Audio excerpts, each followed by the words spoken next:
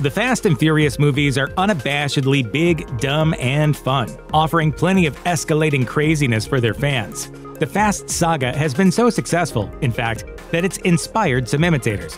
Here's a look at the many knockoffs, ripoffs, and clones produced throughout the franchise's long run. The 2017 movie Overdrive feels like a Fast and Furious franchise entry, but it's just not quite right. It's as if the creative team behind Overdrive wrote all the basic elements of the Fast and Furious franchise down on little pieces of paper, shifted them around a table, and then made a movie out of whatever Mad Lib-like plot summary developed. Screenwriters Michael Brandt and Derek Haas, who also penned the script for Too Fast, Too Furious, wrote this tale about the world's most famous and respected car thieves, Andrew and Garrett Foster, played by Scott Eastwood and Freddie Thorpe. They're enlisted to steal a rare Bugatti from an auction in France, but they get caught by the owner, a French crime kingpin, who then makes them steal a Ferrari from his rival to even the score. There's a heist, lots of car chases, smug heroes, and daring escapes. But according to Stephen Dalton of The Hollywood Reporter, it's ultimately, quote, witless and joyless, and a formulaic adolescent male button pusher. A French production, shot primarily in Paris, Overdrive was released in Eastern Europe before a quiet debut in the US in the fall of 2017. The film earned about $9.6 million outside of North America, and just $7,793 inside of it. Still, the film couldn't have been all bad, since Eastwood landed among the actual Fast and Furious cast, for one film at least. What are you doing here? Well, told you I was going to check in on you from time to time to see how you were doing. By the way, not so hot. You can tell that this 2011 Swedish film is a Fast and Furious clone from the poster alone. It features a fast car, an askew typeface, and a guy who sort of looks like Paul Walker. And then there's that title. Born to Race has a big number 2 in lieu of spelling out the word, much like Furious 7 or Too Fast, Too Furious. Except that Born to Race, confusingly, is not a sequel. The plot is reminiscent of that of a Fast and Furious movie, except with much lower stakes and much younger people. You don't know a damn thing about life. Danny, played by Joseph Cross, gets arrested for illegal street racing and moves to a small town to live with his ex-NASCAR driver father and attend high school, where he dives into the legitimate world of high school sanctioned drag racing. He can totally beat his rival if he gets his father's help. Why? Because, like Fast and Furious, Born to Race is all about family. Also, like Fast and Furious, Born to Race spawned a sequel.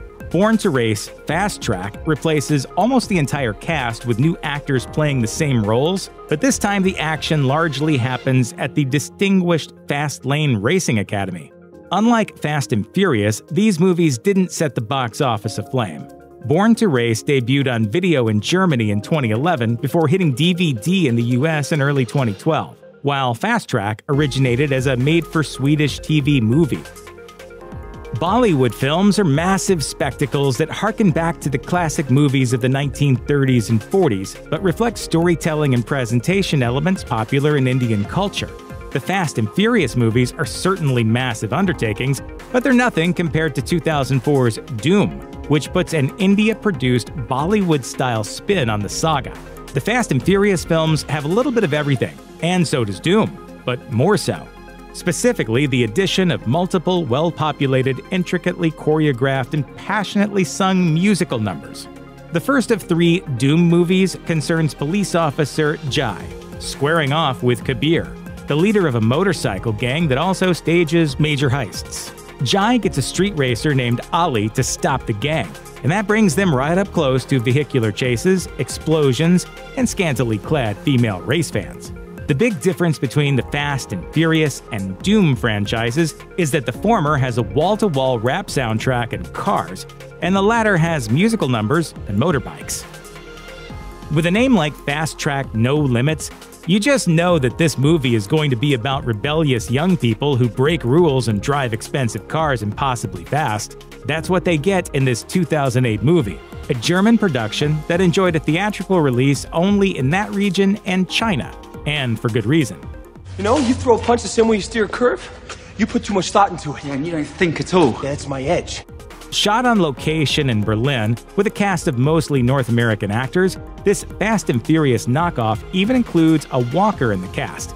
Not Paul, but Andrew, no relation, who plays Mike, a member of a group of car-loving young people who hang around a garage, dangerously in debt.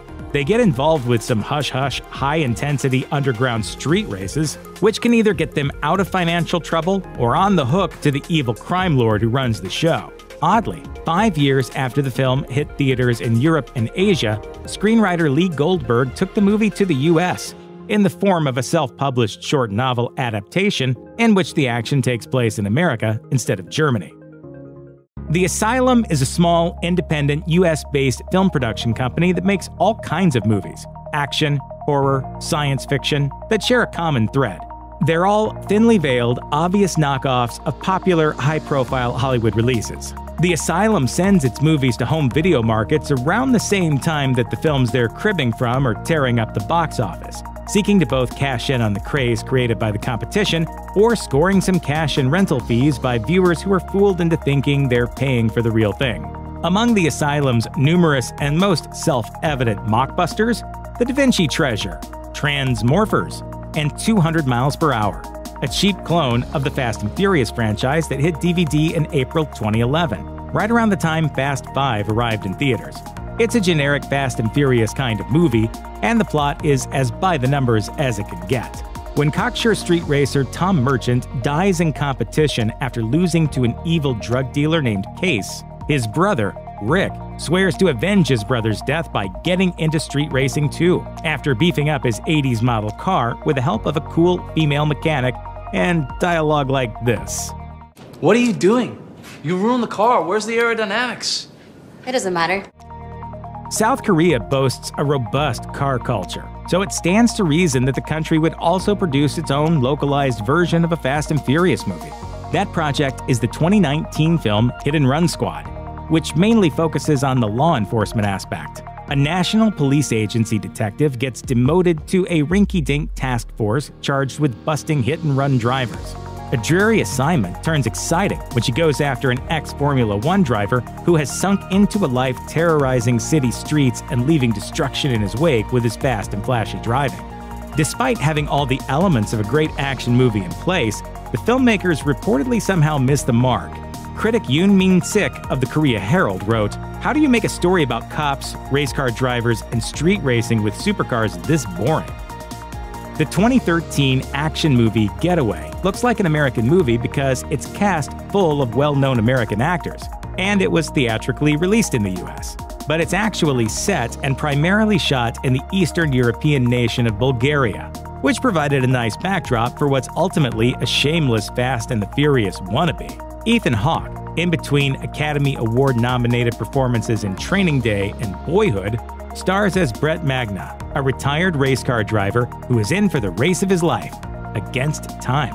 His wife has been kidnapped, so he has to grab the customized ultra-fast Ford Shelby GT500 supercar, along with a sidekick known only as the Kid, played by Selena Gomez, and do what the bad guy, known only as The Voice, says, which is mostly speed around, do car stunts, and commit crimes.